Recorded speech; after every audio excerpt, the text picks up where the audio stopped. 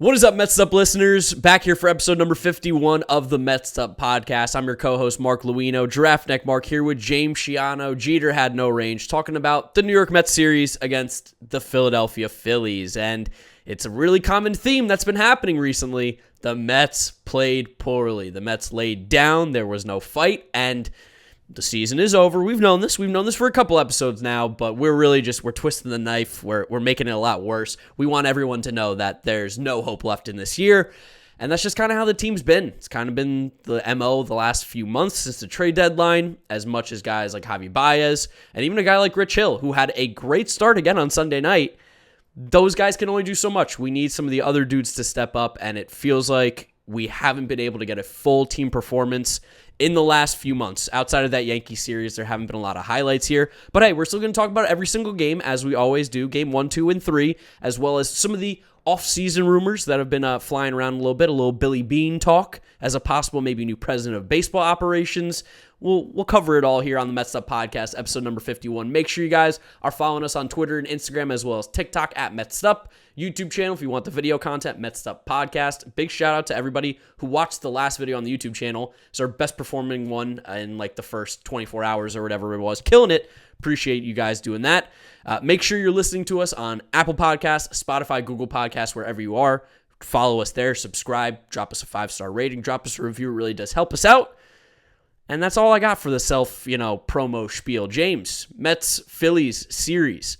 Not a lot great to talk about here. How you feeling? Awful. Such a terrible series. This Mets team that we were so hopeful about for so long just has absolutely no fight.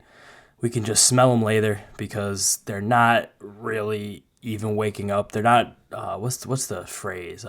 Taking the call, calling the challenge, something along those lines. Taking the call to action. The Mets the Mets are not taking the call to action. In a season where we were legitimately just 3 games out of a playoff spot when we spoke 1 week ago after an emotional Sunday night baseball victory win over the New York Yankees. To just have this awful week of juiceless baseball where there was no juice to be found, completely dry baseball. It sucks. It really sucks. Yeah, it would have been great, and the Mets have been doing this all year, just kind of keeping us hanging around. And it feels like they even still did it in this series at times because, again, a lot of close games that we just can't get over that hump and get that victory. Really frustrating to watch. Really uninspired baseball. It's hard to watch as a fan, especially knowing that the season's over and then seeing the guys play like this. It's not the dog in it, which we've never, accused guys of doing, but it's just like there's that fire doesn't feel to be there. It feels like the Mets themselves also know that this season is essentially over. And it feels like we're just kind of coasting into next season and trying to figure out what's going to be next. Something that I regret to admit, but on Friday night was the first time all season I turned down tickets to a Mets game. Wow. Turned down tickets. Yeah, sucks. Yeah, I do want to still go out. We've talked about it. We're going to the Marlins series. We got to go to one game because we just got to have a send-off. We're not going to have baseball for a few months here. We need closure. Need closure. A Marlins series is perfect. No way to really torture us more than watching us play really close baseball with a bad Miami Marlins team. But we'll have a few beers in us. We'll have a few free sandwiches from a bodega. We're going to go the cheap way, but we're going to have a good time. Let's talk about game 1. Zack Wheeler on the mound for the Phillies. And as you put so well in the notes, the Mets will never beat Zack Wheeler again. It'll never happen. I'm going to drop some Zack Wheeler stats in a few minutes once we get through about what happened on Friday night. I'm shocked that we've ever beat him once pitching for the Phillies because whenever he walks to the mound, it's like every little morsel of talent that some of the guys on this team still seem like they might have is completely gone from their bodies, their minds, their souls. Everything is gone. And the first 3 innings were just an unmitigated disaster. The only base runner the Mets had against Zack Wheeler was Taiwan being hit by a pitch with 2 outs in the third. It's different. We've talked about some of the pitchers this year that have, been stalemated us offensively. And their stuff hasn't been Zack Wheeler. Zack Wheeler is a good pitcher. Zack Wheeler is one of the better pitchers in baseball. He's having a Cy Young caliber season. He is a clear ace on this Philadelphia Phillies team. So it feels a lot better when at least you're getting shut out by an ace and not Matt Moore or Chase Anderson like we've seen at times this year. John Lester. Oh, God, jeez. I didn't even want to bring up John Lester because that guy stinks. But it still doesn't make it better, especially because he was a Met, and me and you both, it wasn't planned, but we both had the same take about Zack Wheeler when he left the Mets. And this, I don't think, is a groundbreaking one, but I think we were a little more aggressive than a lot of people because when Wheeler signed with the Phillies for that $23 million a year contract, it was called an overpay.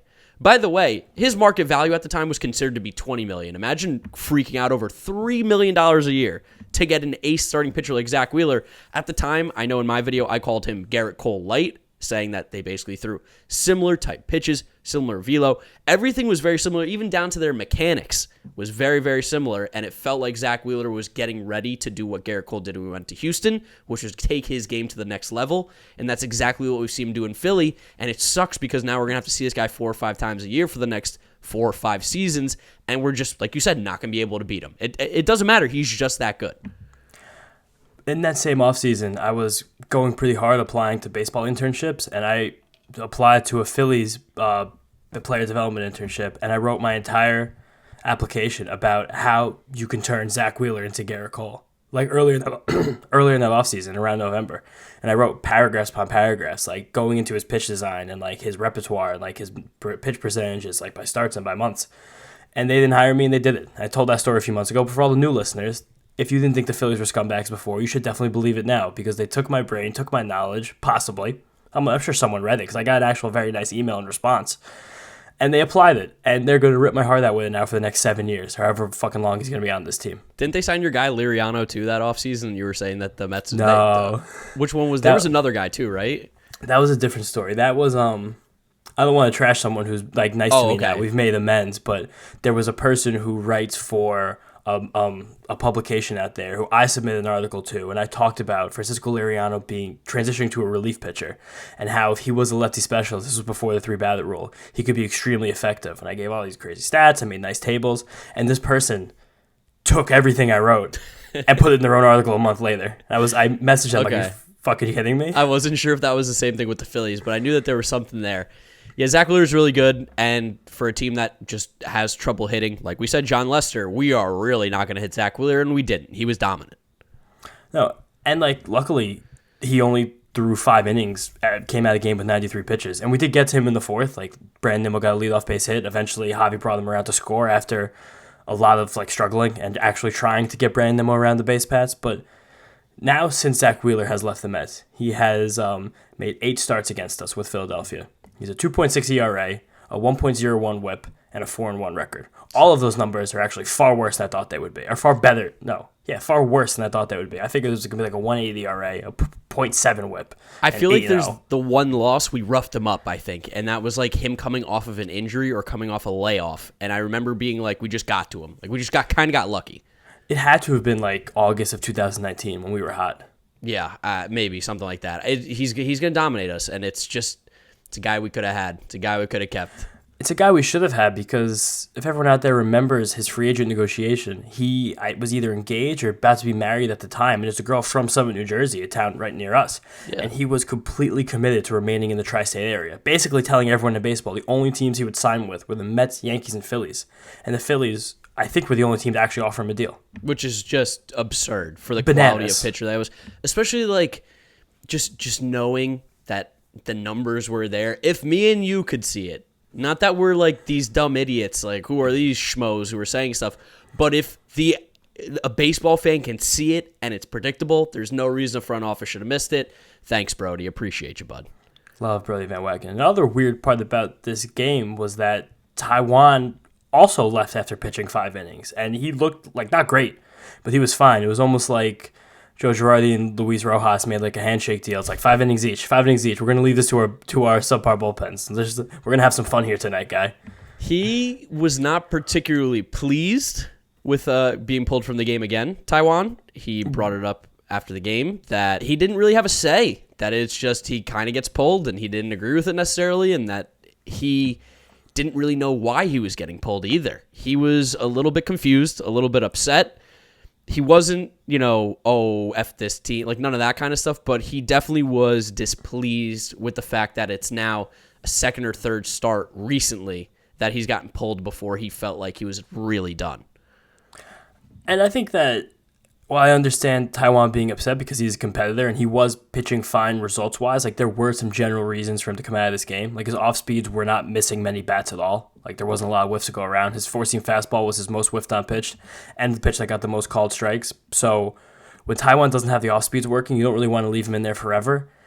And he was leading off in the fifth inning, and the Mets needed to get a base runner because they were down 2-1 at the time.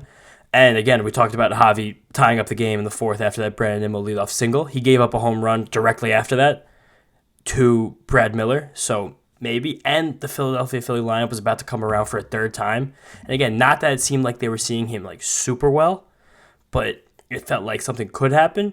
But the big issue here is something that has happened a lot of times to the Mets this season is that Taijuan Walker only throwing 5 innings meant that there was going to be one chaos inning because we had Loop ready to pitch, we had Lugo ready to pitch, and we had Diaz ready to pitch. That's only 3 innings. Yeah. 3 plus 5 is 8. And that chaos inning turned out to be none other than our favorite pitcher in the world, Brad fucking Hand. It really is gotten to the point where it's like, how are we still doing this? Fool me once, shame on you. Fool me twice, shame on me. Fool me 3 times, you're a fucking idiot. What about if you get fooled 6 times? Yeah, that seems to have. Is that how many appearances Brad Hand has in New York Met? I would probably even take the over on that. It's just it's insane that they keep going to this bum on the mound. But also they go to him in a high leverage situation. Like Aaron Loop immediately came on to pitch the 6th inning after Taijuan Walker, and that's fine because Bryce Harper was due up and Aaron Loop threw a clean 6th. Like sure, but when Brad Hand came in the 8th inning. First of all, Brad Hand coming in the 8th inning there's no reason for that to happen besides like 10-1. Or just like the fact that Brad Hand has saves in his career, like a high leverage guy. But this was once again the top of the order. And like Odubel Herrera and Gene Segura, Gene the hitting machine, just laced 2 balls off him immediately, and he actually got Bryce Harper out, which is the only thing this like stupid fuck is I guess can do. And then what are you gonna do out there? What are you gonna do? Just so sick and tired of it. I don't love it because I wish it didn't happen, but I love now that when Brad Hand comes out onto the mound, it's me and you. We're just receiving tweets saying, waiting for the Brad Hand tweet. And it's like, yeah, because this guy stinks. You text him, you're like, I think he's listening to the podcast because he shaved his mustache. Mm-hmm. I thought we were like blocked. I checked my Twitter and was like, does Brad Hand have one? So I'm like, I'm not blocked. What could James be talking about? Mustacheless. Still stinks. Uh-huh. Terrible, but I think he might be a little bit intimidated by us. Maybe a couple more poor outings, and he did give us another poor outing in the series, of course. More to come. I just to like talk about baseball for a second because we could talk about how bad the Mets are forever. In this situation, when you're down by 1 run and your pitcher who's pitching okay, good not great, is leading off an inning, and you know you have to get through one more inning, what would you have done? I think if you asked me this question at the beginning of the year, I'd probably let Taijuan go because I didn't expect the offense to be so anemic and so bad and just have no life whatsoever. But because the Mets, a 1-run game has literally been the downfall of this team, losing by 1 run. And we saw it again in this series. So I think that's probably the right move. I think you have to get a little aggressive. You have to try to make something happen. Here's the problem is just that it doesn't matter because nobody hits on this team. So like it's picking the worst or the lesser of 2 evils really. Do you want to have the bullpen get extended out a little bit more? And the bullpen's been great this year. Like the guys who have been good have been really good. It's finding those lesser guys since like Drew Smith has been away, which God, do we miss him. Holy shit. I was literally about to say that is the spot that's been taken by Brad Hand for some tragic reason. Like literally, that is a curse on us based on how much we love Drew Smith and how highly we praised him this entire season, the offseason even, to take him away and replace him with the bane of my existence. It's cruel and it's disrespectful. It is. And it just the lesser of 2 evils. You want to go with the bullpen or do you want to try and keep Taijuan in the game? Loop got the job done, so it's not like they made the wrong decision. I don't think that's why they lost. They still can't score runs. That's really what it comes down to. So either way, you're just not going to win with this team. It's kind of how it works. It's really shitty. It really sucks. I'm so tired of analyzing every single move that Rojas makes because there really is no right answer with this team the way that they play. you're going to kill him for anything that he does. This one, I could see the reasoning behind it, and that's all I need. I need to understand what the plan is. When he put in Familia in the 8th inning the other day, there was no rhyme or reason as to why that happened. There was no plan. I don't know what was going through his fucking mind. But this, I could at least understand, and that's what I need to see. Yeah, the only part of this that frustrates me is Brad Hand getting the 8th and not the 6th. Correct. I would just rather... Bad. Yeah, I would rather Brad Hand pitch earlier in the game so we have more time to make the deficit up against a bad Phillies bullpen. Because the Mets did get to Archie Bradley. They put a couple runs on the board. It just wasn't enough. We couldn't get to Ian Kennedy for some goddamn reason. Who's been awful with the Phillies since getting there. He's throwing beach balls down the middle of the plate. No one can hit them. It's incredible how they've got Zack Wheeler and helped him get to the next level, but seemingly every other pitcher there has just gotten worse.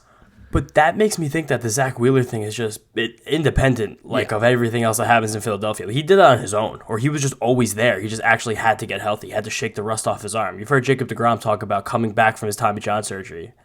The Tommy John surgery that happened before. We're not saying anything else that should be happening, whatever.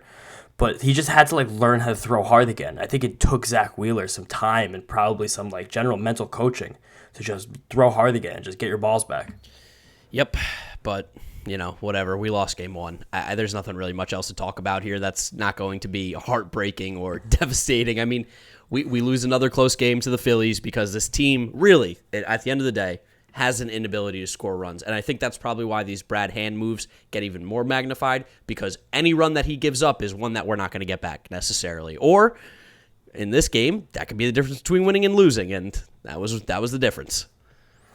Let's move on to game 2, because our guy Carlos Carrasco was on the mound, and you'll never believe what happened, Mark. Okay, let me go out on a limb here. He gave up a first inning run. First inning home run. Gene Segura. Gene the hitting machine. Gene Segura, man. That guy, for some reason, the Mets have no clue how to pitch to him. Absolutely no idea.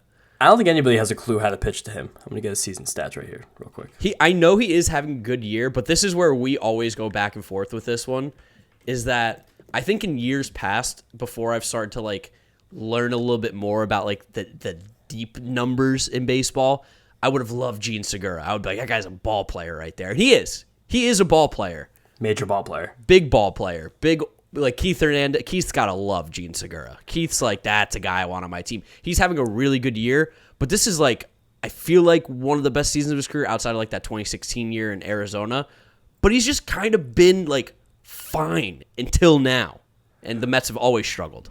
But he's always been fine. He plays decent defense in multiple positions. He doesn't strike out. He'll never hurt you. He does the right things when he needs to. He'll make a productive out. He has a 118 WRC plus this year, which you're 20% better than league average. I'd love to have you on my team. That's what love you. I love you. And the home run he hit in the first inning was a fucking bomb. He got all of that ball, and I looked it up, and that was actually the 4th hardest ball that Gene Segura has hit in his entire career. Well, I don't need to hear that. I mean, come on. What did the other one come against? Edwin Diaz when he just destroyed our dreams as well, too? That one was not on this list, but 3 of those 4 hardest balls have actually come this season. So Gene Segura might actually be hitting a power renaissance in his, I want to say mid-30s. What, 33, 34? I looked up Gene Segura's 31. I looked up Gene Segura's numbers against the Mets. You ready for this? Career? Yeah. 61 games, 263 plate appearances, 10 home runs, 15 doubles, 4 triples, 32 RBIs. He's even stole 13 bases. He just does everything. And his slash line is 324, 359, 541, 900 OPS. That is the second best OPS against a team that he has. You know who's the first team? The Rockies. You want to know why? Because he gets to play in Colorado. He just doesn't hit like this against any other team. That's 100 points higher than his slugging is this year at 453, and he's having one of the best power seasons of his entire career. Yes. Mets have no clue how to get him out. Absolutely no clue. Watching the game tonight with my dad, he's like, we got to sign this guy next year. I was like, I don't think he's a free agent. No, I don't care. We got to get him in Queens. He has an extreme. He got a really, really good contract, team friendly. He's a free agent in 2023. Wow. All right, good. Good for Gene. Yeah, 5 for 70. That's a great deal for everybody. Good deal all around. All right, but bring it back to the Mets, because I could talk about Gene Segura for hours, and you know that. You do love Gene Segura. You are a Gene Segura guy. He's such a good ball player. I hate that he's on the Phillies killing the Mets, but he does kill the fucking Mets. But just to come back to Carrasco, in 10 starts now this year, he's given up 16 earned runs in the first inning. It's crazy. 14.5 ERA in the first inning. It's really fucking dumb. It's so stupid. And of course, like every other start, he settled in super well after that. He gave up just one more home run to Gene Segura, because how can you not give up home runs to Gene Segura? How can you not? He's the best hitter in baseball. I literally lost a fantasy baseball semifinal this week because of Gene Segura. Oh, I can't believe he wasn't on your team. That's your guy. I know, he's my guy. I usually take him in rotisserie because I get the batting average and a couple stolen bases here and there. But after the first inning, Carlos Carrasco pitched 5 more. He got 5 Ks. He only had 4 hits. One of them was the other home run to Gene Segura. His changeup had 5 whiffs and 11 swings. His slider had 5 called strikes. I know a lot of these morons on Twitter that we love to refer to so callously and so often really just want to kill Carlos Carrasco. They want his head on a stake like Piggy. But he's like super fine. Like if you want to pick out problems of this team, you can't start with Carlos Carrasco. No, he's not the issue here. I will say it's worth noting. First inning, we've talked about his pitch selection in the first inning. Fastball, sinker, changeup. No pitch outside of that. Or he threw one slider, and it was to JT Realmuto. He just, I guess that's his MO. I guess that's his thing. He just I'm going to come out and throw fastballs. That's what I do. And the best pitchers in baseball are able to do that. Like keep something back for when you go to the lineup a second and third time. But I guess that Carrasco just, again, doesn't have his sea legs yet. And he's not that top 20 pitcher, I say this every single episode, that he has been in years past. He might be next year. It's possible when he gets a real offseason, a real spring training, and he doesn't have a torn hamstring the whole fucking time. It could, but maybe he just does need to mix it up more, be a little bit more creative early, because it's so tough to win a game when you go into an early hole when you can't fucking score runs. No, and if we could score runs, this wouldn't even be probably as much of a narrative. It would probably be like, Carrasco gave up another one, and people would be laughing. But the fact is that we play from behind, it feels like all the time. And it's not really the pitching fault. It's because we can't score runs. If it's not Javi Baez, Lindor, Alonso, or Nimmo, we're getting nothing. Conforto's been hitting pretty well. Okay, yeah, true. But for the whole year, I'm still not putting him there. Of course. And the first 2 runs we got in this game did not even leave the infield. The first 2 of 3. I don't want to say it like the first 2 of 8. Yeah. Like the only 2 runs we got until the last inning of this game did not leave the infield. No. It was just not a great offensive showing. It's really, really hard to win games when you can't hit. And this is like something we've even talked about with old Mets teams. The issue, your pitching can be as good as ever. You can have the best pitching in the league. But if you just can't score more runs than the team that you're playing, you physically can't win. And that's kind of what the Mets are running into this year. Not scoring enough runs. That's why they're losing. I feel like you can circle it and you can stamp it. That is the reason. Definitely, especially when you're facing a guy like Aaron Nola, who for some reason, whenever he walks into Citi Field, he gets all the strikeout stuff back. Yeah. He's had a pretty up and down season in terms of the way Aaron Nola has pitched in his career. It's technically called a down year. I'm higher on him than most. I still think he's fantastic. But it's probably because whenever he faces the Mets, he strikes everybody out. Every single person. He struck out 10 guys in a row. Broke Tom Seaver's record. It's a killer. Struck out 9 guys in 5 innings this game. It was so frustrating. And what was the real cherry on top? This is what was great, because we lose this game 5-3. You know how those extra 2 runs came in, or why, or how it started? Brad Hand. Brad motherfucking Hand. That dude. Again. They went to him again. I don't understand. I can't even believe it. Back-to-back days. I think it was either the 7th or 8th inning again. For some reason, Brad Hand is just our new high-leverage reliever. It was unbelievable. It was unbelievable. He, technically May gave up the runs. Brad Hand got the earned runs, but May is the one who had them score and come home. But whoa, how does Brad Hand get the inning over Trevor May? I don't care if Trevor May's struggling. One guy has been good this year. The other one is Brad Hand. What is your choice? What is your option? I don't even care if Bryce Harper's up. I don't want to see Brad Hand in. Brad Hand was the first reliever out of the Mets bullpen on Saturday night. That's disgusting. That is disgusting. Also, I have a funny trivia question for you here. Okay. Who do you think has a lower ERA this year? 3 guys. Trevor May, Miguel Castro, and Yuri's Familia. It's got to be Miguel Castro. It's Miguel Castro. Yeah. He's the lowest ERA of those 3 guys. Where's Miguel Castro been, by the way? He pitched the 8th inning in this game after we gave up the runs in the 7th. Okay. I was I feel like he went from being so used a lot to now Brad Hand pitches. It's just when this game was over, I was just thinking to myself, how in the world could we have lost 5 straight games to the Cardinals and the Phillies? Can you imagine how different this could have been? If we could just win 3-2? Yeah. Still got to fight. this was just like a reliving of our childhood nightmares. Like, all the horrible paranoia and anxiety and stress from, like, 2006 through 2008 came, like, just rushing and flooding back into my brain and my bloodstream.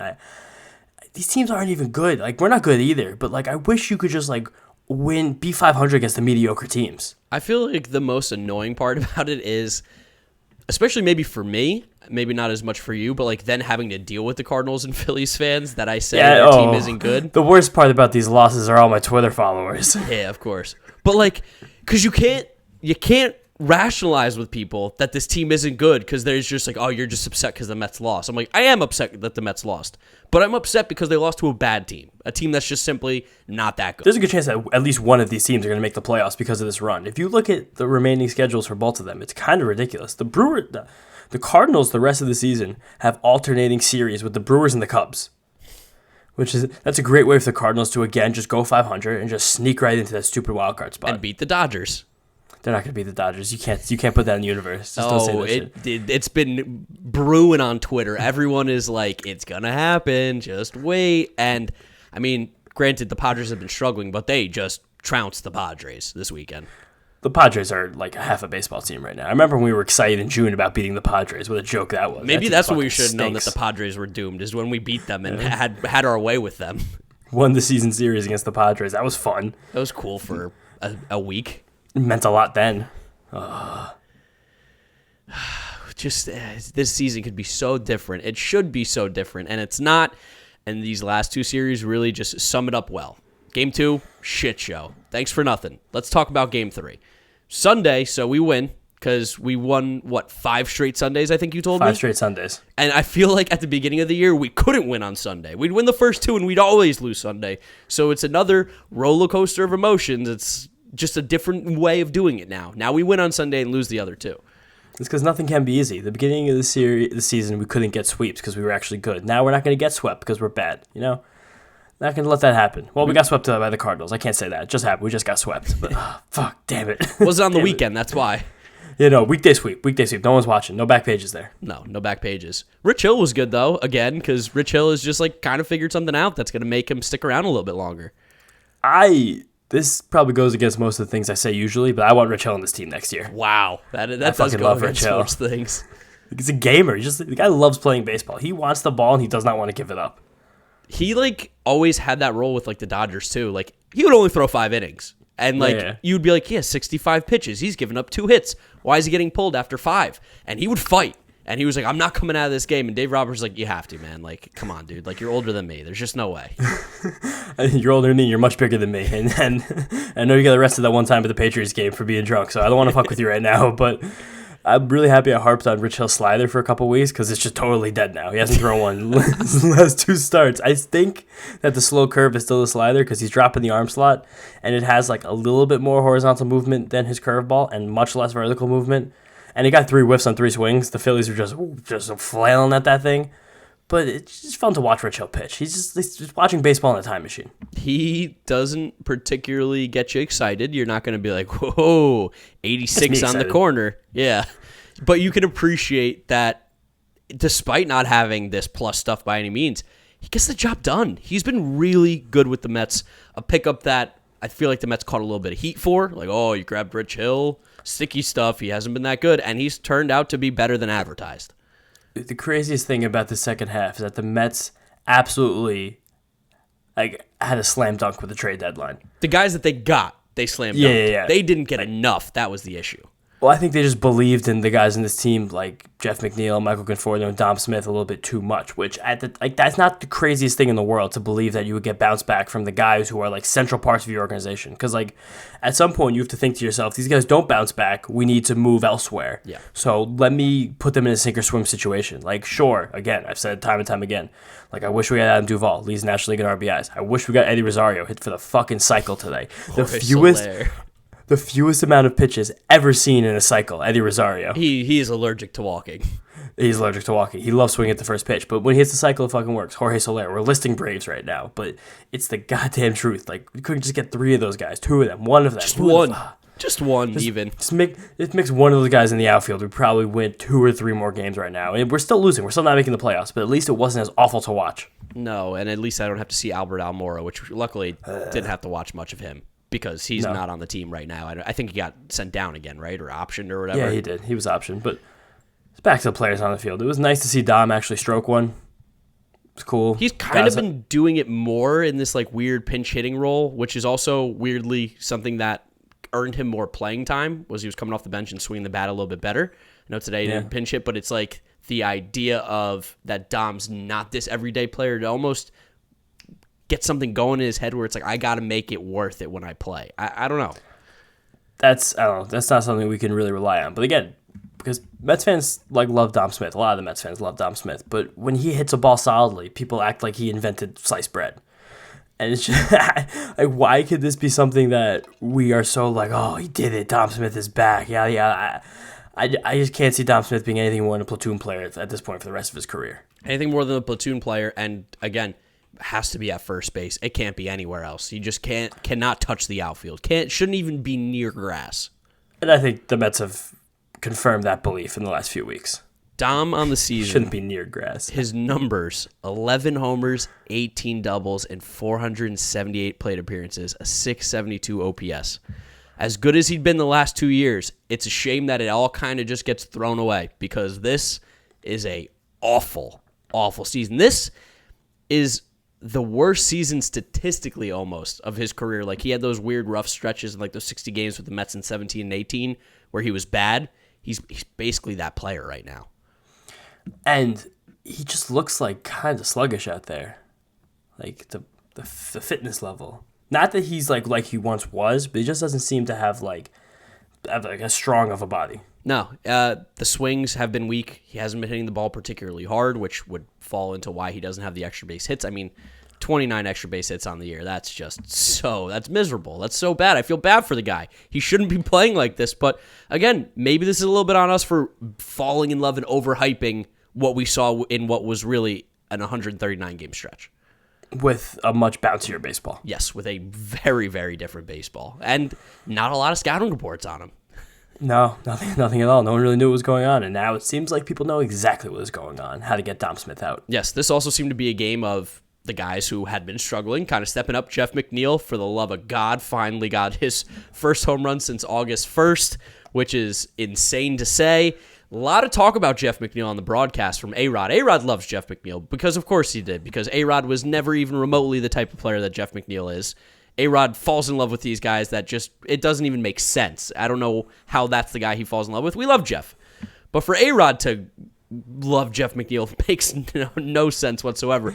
But he was talking to somebody. I don't know who he was saying. He's like, but they were like, Jeff McNeil needs hits. If that guy's not getting hits, he's not going to be playing baseball well. And I was like, that's kind of a dumb thing to say because, that is Jeff McNeil's game. But I also 100% understood what he said, and you've talked about it before.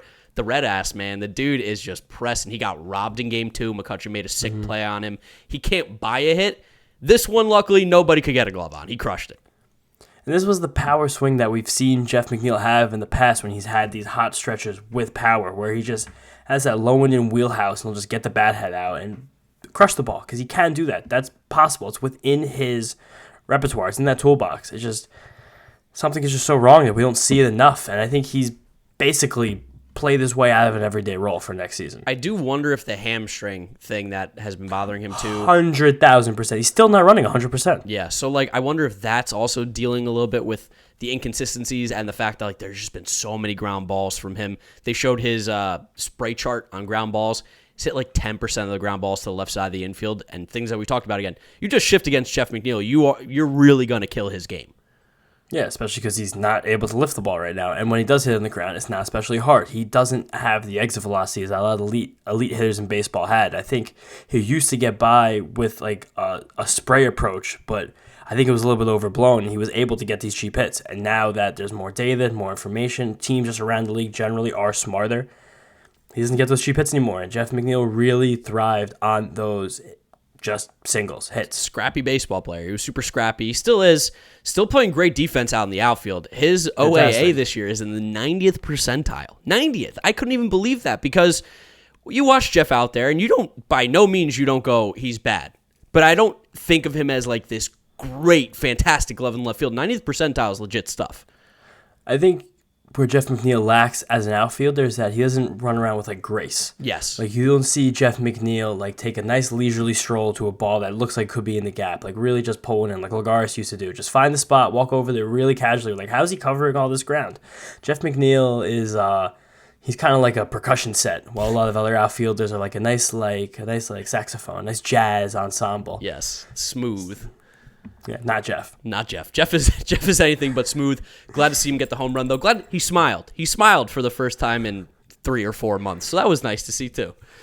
Jeff McNeil's last home run August 1st. That was like before preseason football began. That feels like another year. That's when the Mets thought they could still make the playoffs. Well, we thought the Mets could still make the playoffs a week ago. That's true. Yeah, we forget about that. We'll move past that.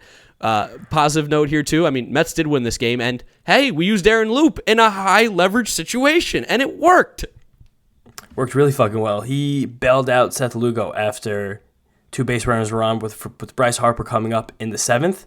Got Bryce Harper out, and he continued to pitch in the 8th. He got 4 outs very easily, brought his season-long ERA down to a 1.00, which is literally the best ERA in baseball for any pitcher with a minimum of 50 innings thrown. That's so crazy that Aaron Loop is the guy who holds that. This dude got ran out of Toronto. He was bad there. The Rays tinkered, fixed something, and now he's here in New York, and he has been sick, so much so where he's probably going to get himself another contract with the Mets, I would assume.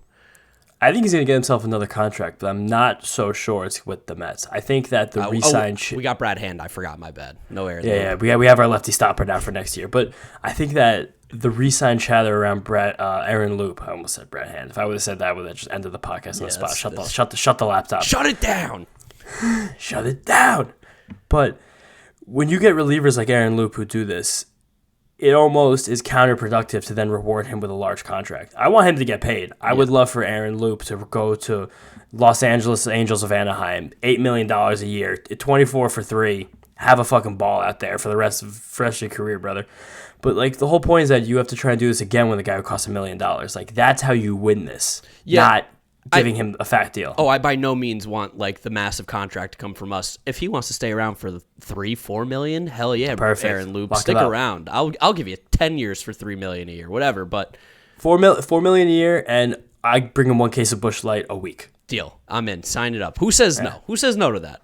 Who says no? I'll say yes. I'll say we're in. Aaron Loop, if you're in, we're in. That's all we're saying here. But he was good. And it was nice to see him used properly in a high leverage situation because, wow, shocker, Aaron Loop can handle it. We didn't have to go to Brad Hand to get these outs. Well, also, I'm sure Brad Hand was unavailable after pitching on back-to-back days. We have to save Brad Hand for the stretch.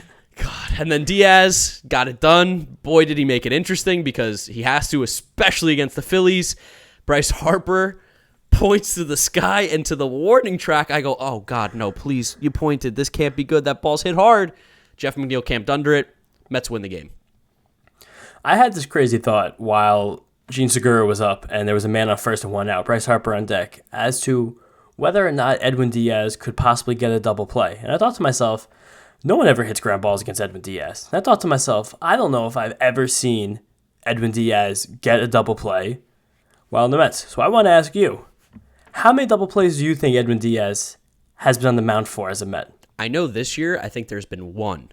So I'm going to say he gets 1 a year. That puts him at 3. The answer is 2. Wow. It's less than 1 a year. And one of them was a line drive. So literally, like, there's no, like, grounded into a double play. He's just got plays. One ground ball double play. Yeah, I mean, he just doesn't have that kind of stuff. He doesn't really, living in low in the zone kind of isn't his thing either.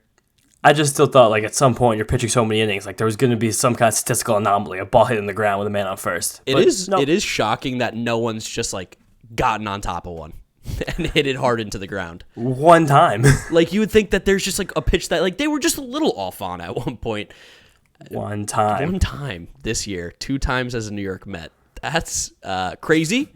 Fucking nuts. Doesn't really matter, but it is definitely a stat that is worth talking about. It's eye-opening here.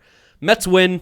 Whoop-de-fucking-do. We took 1 of 3 from the Phillies because disgusting. We just we don't got it. We don't got the juice. We definitely don't. Which I think leads us into our next discussion here, which is going to be about this executive front office chatter that's been going around Twitter world. Ken Rosenthal of The Athletic, I believe, published an article about Billy Beane and the possibility with a New York Mets, contract there. I would call it the reunion. A reunion, yes, with Bob Melvin as well being involved. Mm-hmm. What are your thoughts on, I think we know what you're going to say about Billy Beane. I obviously would like him. He seems like he'd be a perfect fit for the president of baseball ops. But if he comes with Bob Melvin, does that make you even more enticed, or are you like maybe a little hesitant?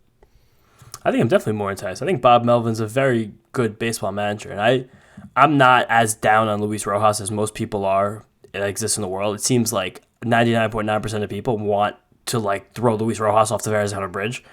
I don't think he's done like a bad job. I don't think you can really point to Luis Rojas as the problem with this team, and I truly don't even know if he's done enough to be fired. Like I don't understand how we could put all the problems with this team not being able to hit on Luis Rojas, but you can't really talk down on Bob Melvin's pedigree and the way he's been able to manage, especially under Billy Beane's guidance. Like those two have very clear chemistry, a very clear rapport, and I think that it would be a legitimate slam dunk to build them in. And Ken Rosenthal, as well as guys like John Heyman, Bill Madden, all of these very inside baseball guys have been saying this now for about a week straight. And it's to the point where I'm really beginning to think that it's a legitimate possibility. Something that I said I just thought could happen a few months ago. Yeah, if the Mets somehow were able to swing Billy Beane as the president of baseball ops through the moon, I'm excited. That's a move that I think would be a really nice step forward into the offseason. That would be something that makes me feel like we're going in the right direction. We finally have the guy who is smart, he's ahead of things, he knows what to do, and now he's going to have money to spend. That's scary for me with Billy Beane. The reason why the A's had to do all this stuff is because they didn't have money to spend. He had to find, like you've said with Farhan Zaidi, those market inefficiencies and find the gaps and all that. So if you can find those gaps and still get those cheap players to fill out roster spots lower down the list and then mix them in with the stars that we can bring into New York, that's a damn scary combination right there, and I'm super excited to see if we can make that happen. That's something I want to see. And then on top of it, to bring Bob Melvin, who I think is one of the most underrated managers in baseball. That guy just wins all the time with teams that are not nearly as good as some of the bigger payroll clubs in baseball.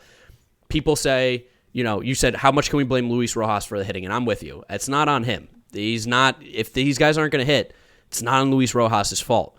In the same aspect, if you want to talk about a guy getting the most out of his players, Bob Melvin is 100% one of those dudes because, they'll pull guys out of their butt too that you go like, that guy's playing well, that guy's having a rejuvenated career, this guy's doing this, and his bullpen management is always pretty cash money too. They have one of the strongest bullpens every year with guys you've never heard of.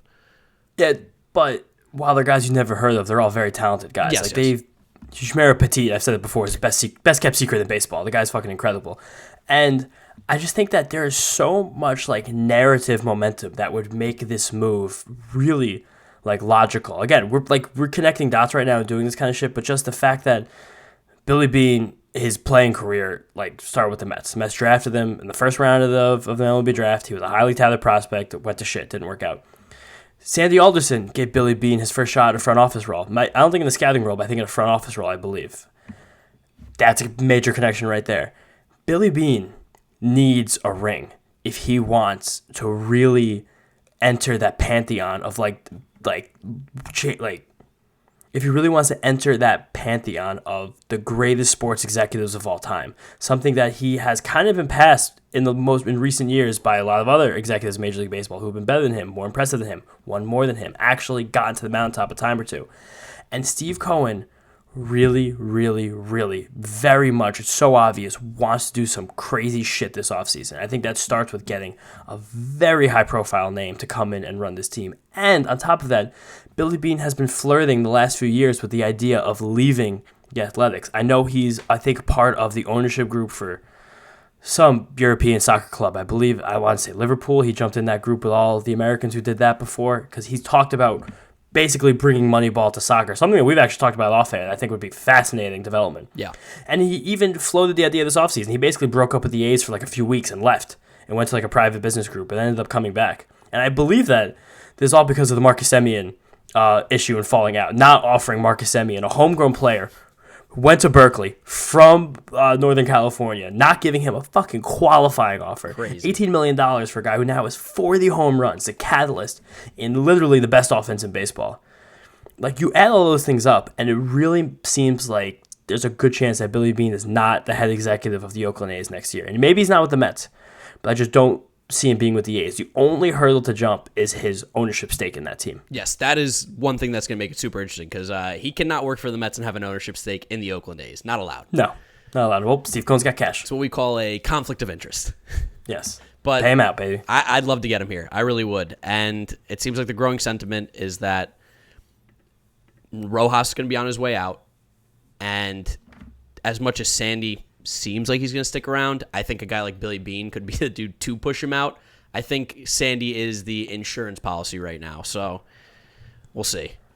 And I think that Sandy, while it's very clear that he's not really fit for this role anymore, he's very well respected still around the game, especially of the older generation of the game that Billy Beane falls into. And maybe Billy Beane is behind a guy like David Stearns or some of the other high-profile executives from some of the more sharp teams that have come on recently. But I don't know. I think he could really bring a lot to what the Mets want to do. Some instant credibility to the front office. Yeah, I think I'd be concerned with Billy Beane's falling behind if the A's were a team that have also fallen behind. But that's a team that continues to be towards the top of that division. So for me, and not that you're worried about it, that's not what I'm taking away. But if I felt like there was that issue, I feel like I could see it more. But he's still putting out some damn good teams with absolutely nothing. That, to me, is something I want. They are damn good teams with nothing, but I think he has fallen off a little bit recently. Just in the last 4 years, his teams haven't really packed the same punch as I guess 15 years ago when he was the only guy using math in his front office, basically. But you can expect that, and I don't want Billy Beane to come to the Mets and become Dave Dombrowski. I have money now, I have to use it. Correct. You still need to bring I want to say the Moneyball sentiments to the Mets. You still want to be able to find those gems on the waiver wire. You still want to be able to pull a Lou Trevino or a Frankie Montas or a Chris Bassett, and then you have to have the analysts on your staff and your player development systems within to turn those guys into studs. And something that Billy Beane has lacked with tremendously over the last decade plus with the Oakland Athletics is developing high-profile young players. The A's very consistently have these barren rosters because their prospects are generally dog shit. They very consistently take first-round picks, guys high-profile international signings, and do not turn them into stars. Don't even really turn them into useful players often. You look up and down the A's roster, and besides guys who are kind of locks like Matt Chapman, Matt Olson, and Marcus Semien, literally first-round picks, there's not a lot of filler there of guys who really should have been good and should have taken steps. That's definitely a fair point, that they have struggled a little bit with that prospect development for sure recently. I think more so than who's going to be the leader of this front office, I think the Mets need to reevaluate who are the other guys that are working the inner workings of everything. Because I put out a tweet on Saturday night when the Mets couldn't hit, and it was we got a clear house of everybody that's touching hitting. Whatever we're doing from a hitting spot here, I'm sorry. I know we had this big thing about Hugh Quattlebaum might be your boy, but holy shit, it's not working. The Mets offense has just plummeted, and whatever the planning, the approach, the philosophy is right now is broken. I think we're 140 games into the season now. There's no longer they just got to buy in. 150, they got to buy in. It doesn't work. We need to get the right guys in the right spot. People are especially in Mets Twitter world, it feels very anti-analytic right now. They think that the Mets are doing too many analytics, and you even said it. You think they might be doing some of the least probably in baseball. I wouldn't say the least in baseball, but I think that what people think are analytics are certainly not analytics. Yeah.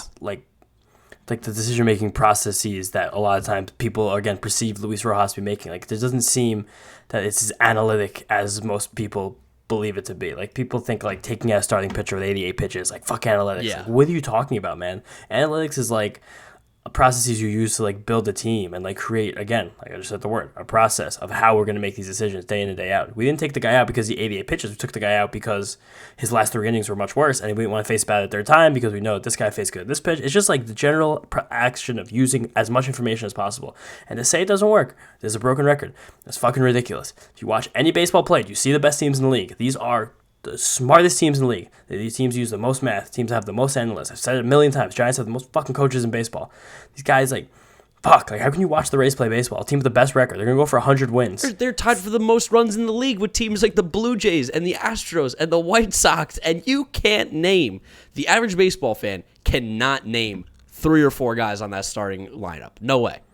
No, definitely not. And this offensive juggernaut has come like recently. Like they've exploded in the last month. They've been one of the best offensive teams in baseball since the trade deadline. We're getting off topic here, but like we need to model our franchise off teams like that.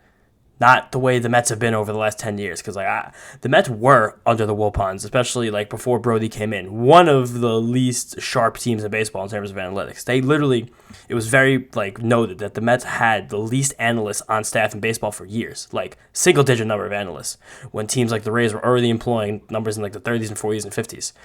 Like, you have to be on top of this shit. Get as much information and data as possible and fucking use it. Yep. I'm hoping Steve Cohen, who has said that he wants to be, one of the more analytically based teams, one of the leading ones in Major League Baseball, I hope that comes true. I hope it comes true because that combination of the smarts and the information along with the unlimited money that the New York Mets have is very scary. There's another team in baseball that has a very similar kind of budget and is at the top of the analytic game. And that is the Los Angeles Dodgers, and they've been one of the best teams in baseball for the last 10 years. I would love to be the Dodgers. The Astros are also built of the exact same milk. And I don't know why. Built of the exact same milk? Ilk. I was like, built of the same milk. That's not an expression. 2%, baby. 2% a day in and day out. But the one executive's name who I've not heard yet, who I really thought would have come up, is Jeff Luhnow. Yeah, I feel like he's kind of still a little bit of black cat here. He could be a player, though, still. I don't know. I feel like there's going to have to be a mystery player that comes in because Theo Epstein is no chance, 0% chance. It's not going to happen. I don't want it to happen. It seems like David Stearns has way too good of a thing going in Milwaukee. And Billy Beane, while a lot of it makes sense, it's just because we're connecting dots. And there's tons of hurdles that would have to be jumped through to do that. And tons of teams have tried to lure Billy Beane before, and it's never worked out. And it does seem like he actually wants to be a part of a fucking soccer club. So there has to be another big name here that hasn't been approached yet, and someone who would be very eager to take a shot, and he would need to go to an organization that was very willing to take a risk and not really that concerned with bad press, which it doesn't seem like this new Mets regime is. No. Yeah, I'd love to see the Mets. Luhnow built the Astros as we know them right now, and while he was very much caught up in the entire cheating scandal, Jeff Luhnow knows something. I mean, that guy built a juggernaut. A juggernaut. They didn't even need to cheat. That's the worst part. I'd love to have him build that juggernaut here. That guy is, and I want to quote Rick James on this, cold-blooded. he doesn't give a fuck. He does. He doesn't give a fuck. He wants to win.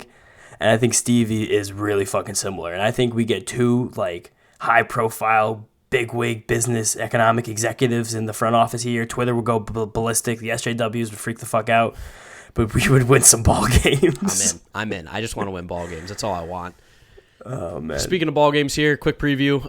We got the Red Sox on Tuesday and Wednesday, 2-game series Tuesday in and Boston. Wednesday, 2-game set. Second 2-game set against the Red Sox this year. And remember the last one in April? That was hell. That was hell. Absolute hell. And, what do you know? The Red Sox, well, it was the Orioles that they beat around this weekend. They got hot again. So it's perfect timing. We get to play the Red Sox when they're swinging the bats well. This will be fun, though, because I consider this series a win-win. Either the Mets actually win games, and I don't feel like death for these next couple of days, or the Mets lose games to the team that the Yankees are chasing, and that's okay, too. That's okay, too. We'll take that victory we'll take that loss as a victory. At least the Red Sox are going to still be in the playoffs over the Yankees, which, oh, my God. What a disappointing season. Oh, so awful. So awful.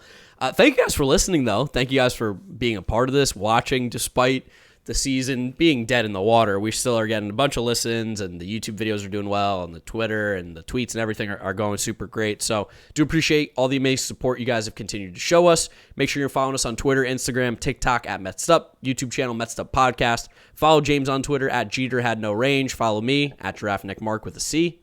Yeah, that's pretty much it for episode number 51. Give us a rating, drop us a review. Thank you guys for listening. Thank you for watching, and we'll catch you after the Boston Red Sox series. That'll be a short episode for sure. We only got 2 games to talk about. 11 minutes. 11 minutes. You heard it here first. 11-minute podcast coming next time. But whatever it is, we'll be here after the Red Sox series. Thank you guys for listening. Thank you for watching. See you next time. Peace out. Thank you, guys. See you next time. And big shout out to all of the listeners who actually listened to the end of the episode and heard me drop dust in the wind at the end of the last one, because this season has become dust in the wind. So thank you, guys.